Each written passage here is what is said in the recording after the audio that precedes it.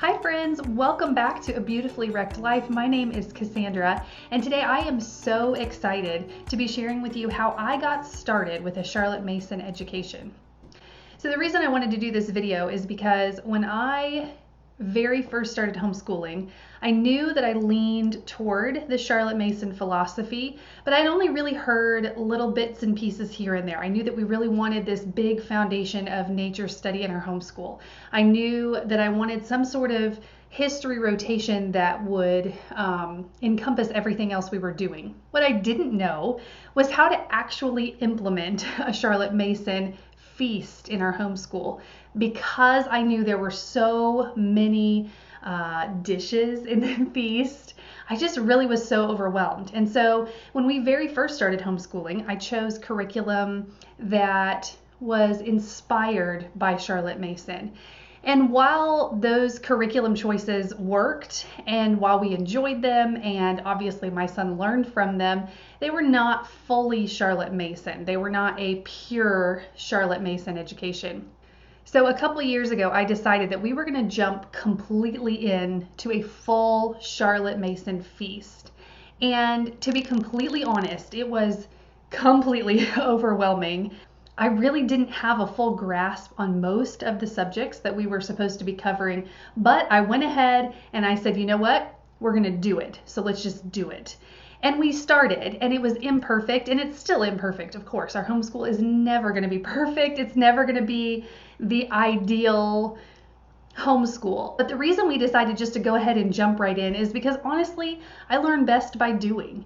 I had read and read and read so much about Charlotte Mason at that point. I had listened to podcasts. I had taken in every last bit of information that I could. But honestly, the last thing I had to do was just do it. And so today what I want to share with you is how I got started with Charlotte Mason, and hopefully these resources will help as you also look at implementing the full Charlotte Mason feast in your homeschool. So the very first thing that I did to implement a Charlotte Mason education in our homeschool was actually not read Charlotte Mason's books. I would recommend that as a starting point. But honestly, the first thing I did was listen to a Delectable Education podcast. I don't know if you've ever heard their podcast, but it is absolutely phenomenal. They provide such a wealth of information. I cannot even tell you, without you listening to it yourself, how incredibly helpful those podcast episodes have been, not just at the beginning, but continuing to be as we try new subjects, as we add new parts to the feast. You guys, you really, if you're wanting to do a Charlotte Mason education, I highly recommend the ladies at A Delectable Education. So not just their podcast though. The other thing I really utilized were some of their teacher helps on their website. They have scheduling cards, they have curriculum planners, they have exam planners, all kinds of stuff to help you get started with the Charlotte Mason education. And then as you add forms to your homeschool, it gives you more and more and more to go on. So that's where I started. That was the first place I started. The second thing I did to implement a Charlotte Mason feast in our homeschool was, in fact, read Charlotte Mason's Volume 1, Home Education. And again, I can't recommend this highly enough, to actually read her words to understand where she was coming from, what really went into the philosophy, and how it could look in real life. Now, this partnered with A Delectable Education, I feel like is going to give you so much information, because what I haven't done is go through the PNEU articles that were published.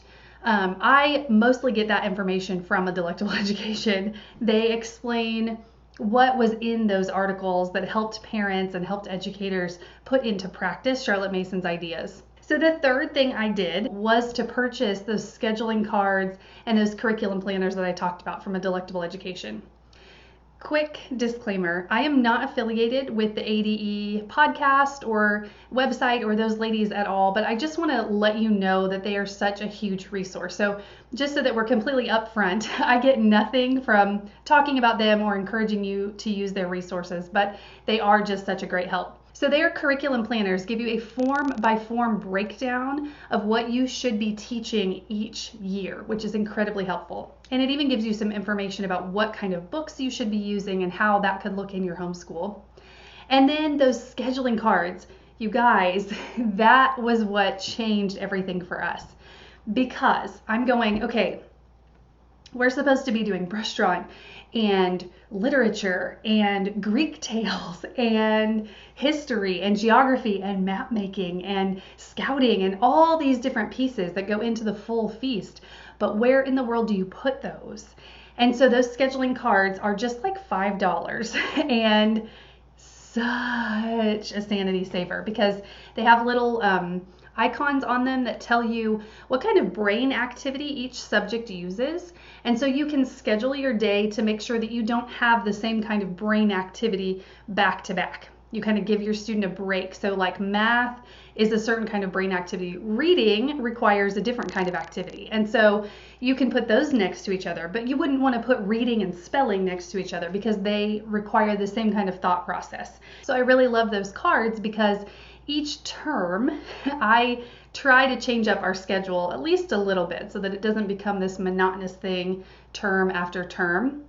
So I will cut those cards and then I lay them all out on a large piece of paper and I rearrange them until I can figure out what will work best for us. Some of it has been trial and error for us. I found that when I scheduled brush drawing at the very beginning of our day, it just didn't happen. We were moving from morning basket to our core lessons, and to fit brush drawing in there it didn't really work out. And then the days that we did get to it, I felt like I needed to hurry because it's a 20-minute slot. And so I would be like, okay guys, we got to finish up the lesson. Okay guys, we got to clean up. And it just felt like this really hurry up thing instead of really getting to enjoy it. And so we moved that to the bottom of our day.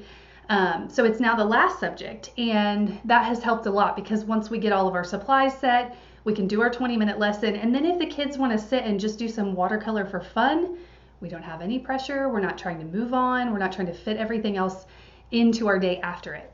So those schedule cards really help a lot because you can fiddle with your schedule until you get it just exactly right for you.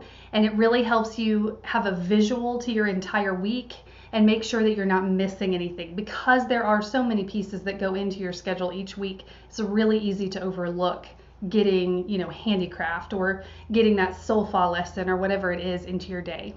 And then the fourth thing I did to implement a Charlotte Mason feast in our homeschool was actually to go subject by subject and master each subject kind of one at a time.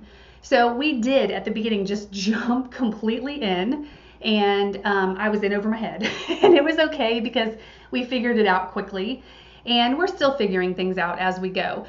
So what we did at the very beginning was I started with nature study because that was something we were already into a pretty good groove with. We were already doing nature study as part of our kindergarten year. And so when we jumped into Charlotte Mason just like head first, I knew that we already had a pretty good routine with nature study going, and so I didn't need to change it a ton. But I did have to figure out, okay, what's the difference between the general nature lore, the ecosystem, the special studies books? When do we schedule those? Where does the object lesson fit? So I kind of wrapped my mind around that subject. And then once I felt like, okay, I've got nature study down pretty much, then we moved on to history. And I really looked at, okay, how does this history rotation work?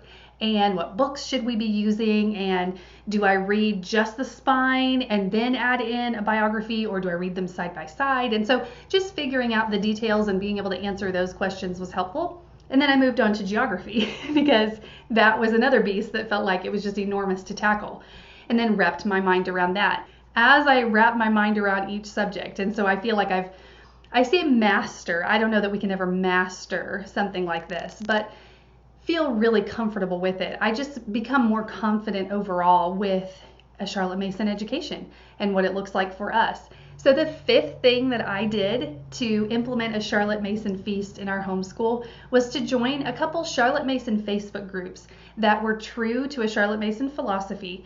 And in those groups, there were discussions, there were suggestions, there was advice from people who had already been doing this. And not only that, but because of the way the Facebook groups are set up, there are search bars, and it's fantastic to be able to hop in there and say, okay, Form 1 history. And then I can see book recommendations and lists and things that people have been using, things that worked and things that didn't work and why.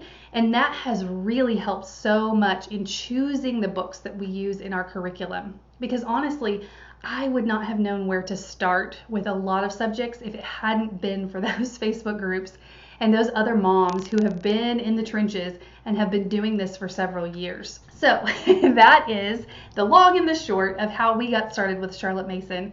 I absolutely love it.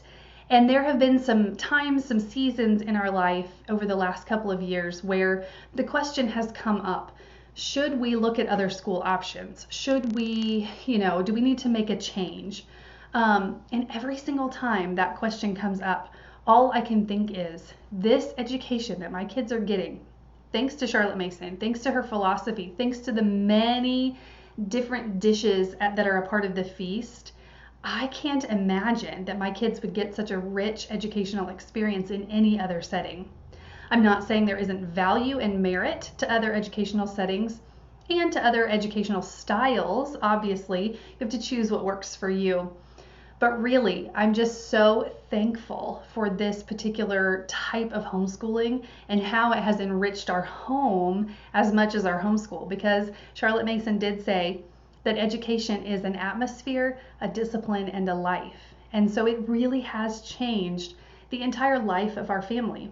Because as we have changed our homeschool and those goals and the vision of what that will look like, it has also encouraged me to look at other areas of our life, like habit training and mother culture. And so I'm not just developing and educating my children, but we're like educating the whole family here. And I love that mother culture piece as well, because it gives me a full education in addition to my kids. And so there really just is no life I can imagine that would surpass the one we have right now.